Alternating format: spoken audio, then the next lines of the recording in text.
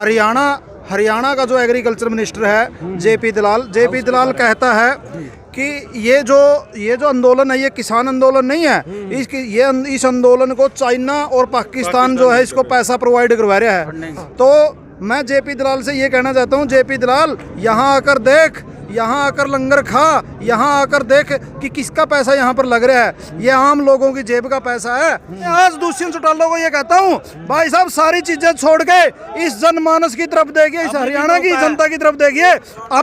अभी तुरंत मेल डाल राज्यपाल को मेल डालकर और सरसा से अपने ट्रैक्टर शुरू करके सीधा यहाँ एक किसान पुत्र बनकर इसके पूरे महल्ले के साथ यहाँ जन समर्थन में आ जाए। यदि तू बल मानसी चाहता तो, यदि तेरे अंदर बल तो सरकार को गिरा दे।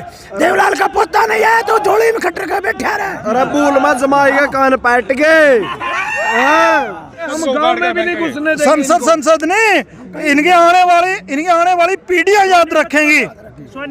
पूरे कट्टर ने भाषण दिया होंदा और जूत लगे होंगे उसके राजनीति में हुई थी, इलेक्शन हुआ था उसमें भी डर के भाजा था खुद।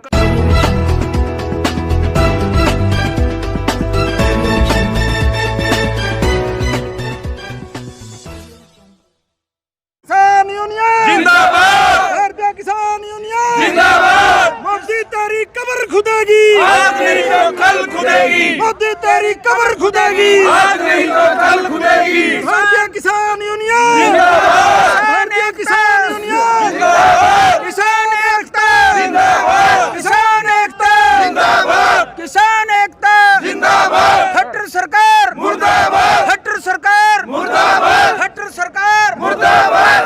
मोदी सरकार मुर्दाबाद, मोदी नहीं मोदी सरकार मुर्दाबाद, मोदी सरकार मुर्दाबाद, मोदी सरकार मुर्दाबाद, मोदी सरकार मुर्दाबाद। और इसमें हरियाणा पंजाब भाईचारा जिंदाबाद, हरियाणा पंजाब भाईचारा जिंदाबाद। दुष्यंत चौटाला जी एक मिरेकल बॉय की तरह हरियाणा की राजनीति में आए थे और बहुत अच्छा रिजल्ट भी उन्होंने दिया। लोगों को उनसे अपेक्षा भी थी कि वो अच्छा काम करेंगे, लेकिन अभी वो किसानों के साथ खड़े हुए नहीं है। क्या कहेंगे? देखिए, जो दुष्यंत चौटाला था उसका बिल्कुल इतना बढ़िया एक मौका था। जब पिपली कांड हुआ उसी में उसने इस्तीफा दे देना चाहिए था और किसानों के साथ लग जाना चाहिए था। लेकिन उसके बावजूद अब जो किसान आंदोलन है, अब भी इसमें यदि वो सीधा अपने एमएलए को लेकर के और पूरा रिजाइन की जो मेल है वो राज्यपाल पे करके और सीधा किसानों के साथ आ जाए, आज भी उसके साथ मौका है। नहीं तो आने वाले समय में उसका जिस प्रकार से बीजेपी सरकार का और खट्टर सरकार का शासन होगा, उसी प्रकार से बेकार जो उसका शासन होगा। मैं दुष्यंत चौटाला का फैन था। दुष्यंत चौटाला के साथ ही वर्करी करी है दुष्यंत चौटाला। इवन यहाँ तक कि मटौर गांव है मेरा, मटौर गांव के अंदर नैना चौटाला का चुंदरी चौपाल प्रोग्राम हुआ था, उसमें मैंने एंकरिंग की थी। और मैं आज दुष्यंत चौटाला को ये कहता हूँ, भाई साहब सारी चीजें छोड़ के इस जनमानस की तरफ देखिए, इस हरियाणा की जनता की तरफ देखिए। अभी तुरंत मेल डाल राज्यपाल को मेल डालकर और सरसा से अपने ट्रैक्टर शुरू करके सीधा यहाँ एक किसान पुत्र बनकर इसके पूरे महल्ले के साथ यहाँ जन समर्थन में आ जाए। यदि तू बल मानसी चाहता तो, यदि तेरे अंदर बल है तो सरकार को गिरा दे। देवलाल का पोता नहीं है तो झोली में खट्टर के बैठा रहे। अरे भूल मत जमाएगा कान पैट के। असली देवलाल का पोता है तो छोड़ के आ जा सरकार को। कुर्सी के लालची है, कुर्सी के कारण ये कुर्सी के कारण मंत्री पद जाता है। कुर्सी के लालच के कारण वो पब्लिक में नहीं आ रहा, लेकिन वो कुर्सी ज्यादा दिन तक नहीं टिकेगी। जब पब्लिक में आएगा, पब्लिक के साथ ही नेतागिरी है, बिना पब्लिक के कोई नेतागिरी नहीं है। अकेले सिर्फ उचाना से जब उन्होंने इलेक्शन लड़ा बीजेपी के जो अपोजिट खिलाफ लड़ा था और तभी लोगों ने वोट दिया था। लोग इस पूरे धोखे में हैं कि वो दोबारा से फिर बीजेपी के जो है वो गोद में जा बैठा। लेकिन उसके बावजूद भी बीजेपी ने इतना जो कोराम मचाया किसानों के ऊपर, फिर भी वो उनके साथ है। इसलिए जनता में पूरा रोष है और आने वाले समय में जनता उसको सबक सिखाएगी, किसी भी प्रकार से उसका साथ नहीं देगी, उल्टा फर्श के ऊपर लेके आएगी। यही हमारा कहना जी।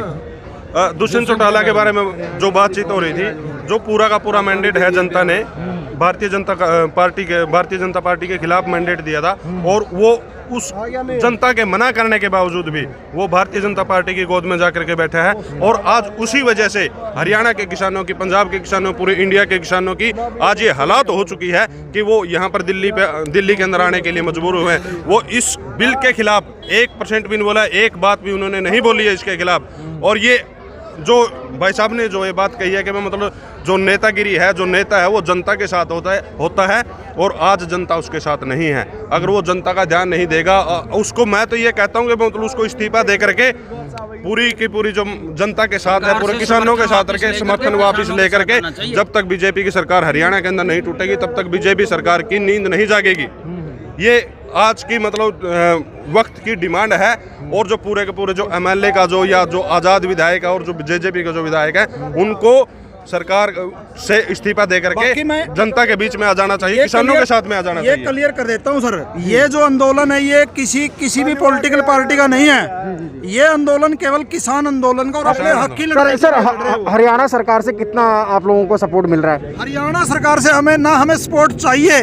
हरियाणा सरकार से हम ये कहते हैं कि हमने आप लोगों को बनाया था, और अब जब हमारी इज्जत, आबरू, सारी चीजें जा रही है, तो हम चाहते हैं कि आप हमारे साथ आइए, मोदी साहब को बोलिए कि आप ये जो काले कानून है, जो ये किसान विरोधी कानून है, और जो इवन जो आप कॉरपोरेट घरानों के साथ जो आप काम कर रहे हैं, इसको बंद कीजिए और इस जनता को शांति प्रिय ढंग से जिंदगी जीने दीजिए, अन्यथा ये जिंदगी नहीं जिएंगे। सर लास्ट सवाल है, अगर सरकार कानून वापस नहीं लेती है क्या करेगा किसान?